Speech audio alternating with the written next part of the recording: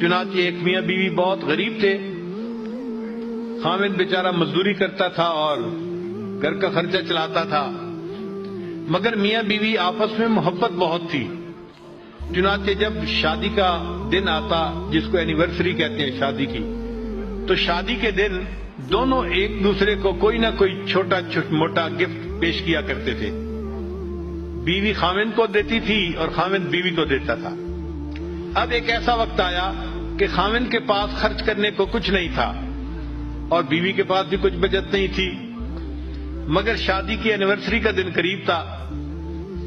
تو میاں بیوی دونوں کے دل میں چاہت تھی کہ ہم ایک دوسرے کو گفٹ پیش کریں.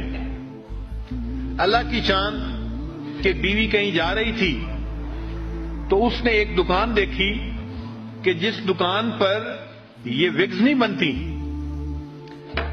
مسلمانوں کے معاشرے میں تو اتنی نہیں ہوتی، لیکن باہر کافروں کے ماحول میں بہت ہوتی ہیں کہ ٹوپیاں ہوتی ہیں جن کے بال بڑے خوبصورت ہوتے ہیں اور لمبے بال ہوتے ہیں. مرد بھی پہنتے ہیں، عورتیں بھی پہنتی ہیں.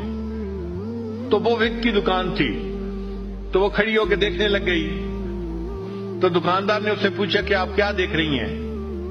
اس نے کہا میں دیکھ رہی ہوں کہ آپ یہ جو وگز بناتے ہیں تو ان کے اوپر آرٹیفیشل بال ہیں یا اوریجنل؟ اس نے کہا نہیں، اوریجنل ہیں، ہم خرید لیتے ہیں جس کے لمبے بال ہوں. تو عورت کے دل میں کیا خیال آیا؟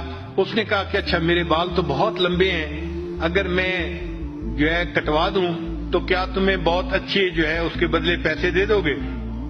اچھا، عورت کے دل میں چاہت تھی کہ مجھے پیسے ملیں گے تو میں اپنے ہسبینڈ کے لیے شادی کے اینیورسری کے دن کے لیے تحفہ لے لوں گی. خیر، اس دکاندار نے اسے کہا کہ اگر تم بال اپنے کٹوا دو تو ہم اس کے بدلے تمہیں اتنے پیسے دے دیں گے.